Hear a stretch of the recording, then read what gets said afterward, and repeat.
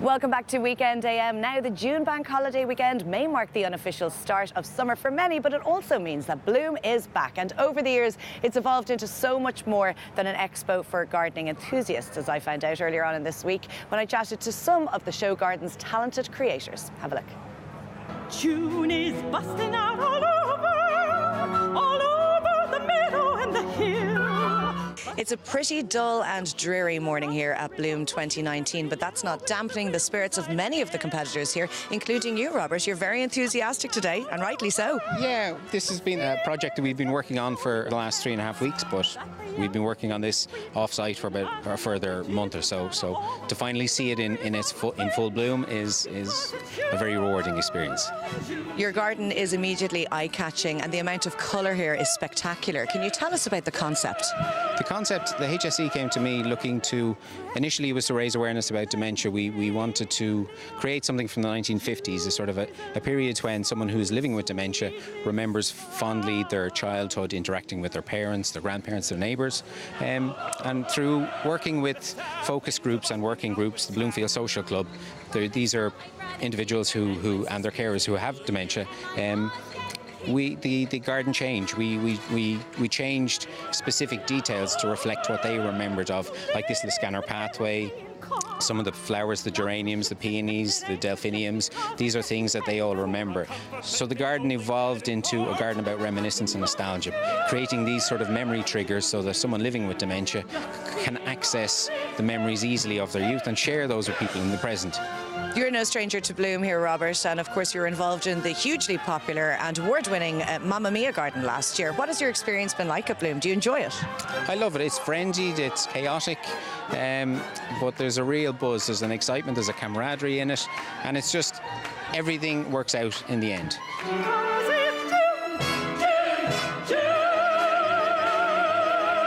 Lung cancer is the biggest killer of all types of cancer, and unfortunately there isn't much of a spotlight shone on it. So we thought this year our Breath of Life garden would bring the whole story of lung cancer to life. So as you can see, the dark walls and the dark planting kind of represent the fact that 2,600 people are diagnosed every year and 1,800 people die from lung cancer every year in Ireland. But there are very good new treatments now available, and that's represented by the white paving, the white wall here, and the colourful flowers as well.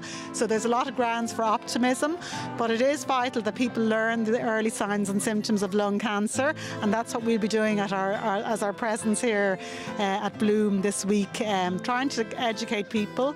We have our mobile unit here as well, our nursing team is here, so it's trying to raise that awareness about the importance of early detection of lung cancer so we'll have better outcomes for everybody. I mean, there's 120,000 people pass through the gardens here every year. I mean, it is massively important for us to get our message out there. A lot of people think the Marie Keating Foundation is just all about breast cancer. Look, to get that message out there and the importance of early detection of cancer, and it's not just about breast cancer. To have our lung cancer garden here this year, we had a SunSmart garden last year, and we had a men's health awareness garden. And as I say, 120,000 people. If we can get to a small percentage of those people and just make them realise that early detection is your best chance of survival, you know, please do come and see us and let us know what you think of our garden.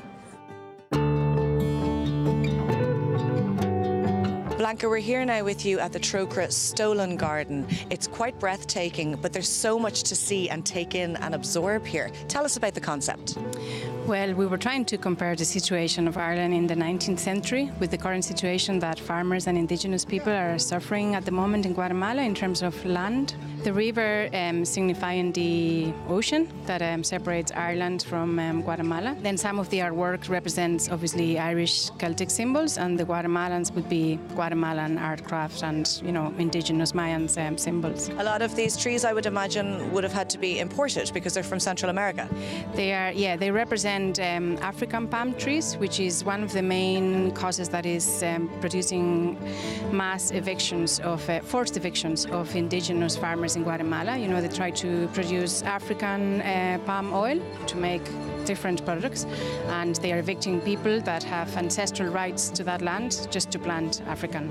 Latin America in general, but Guatemala in particular, has become a very difficult place to work, to defend rights. So last year, in the whole of Latin America, over 200 human rights defenders were killed, and some of them were from Guatemala, and they've even been put in prison for defending their rights. So this is as much a garden of remembrance to remember what's going on currently in the situation in Guatemala and the wider Central American issues, as much as coming and enjoying the pretty plants. Exactly, yeah. I mean, we think it's a beautiful way of raising awareness and sending the message, but not to forget the situation some of the countries like Guatemala are facing because of these land evictions and the big companies coming into their land and taking their land.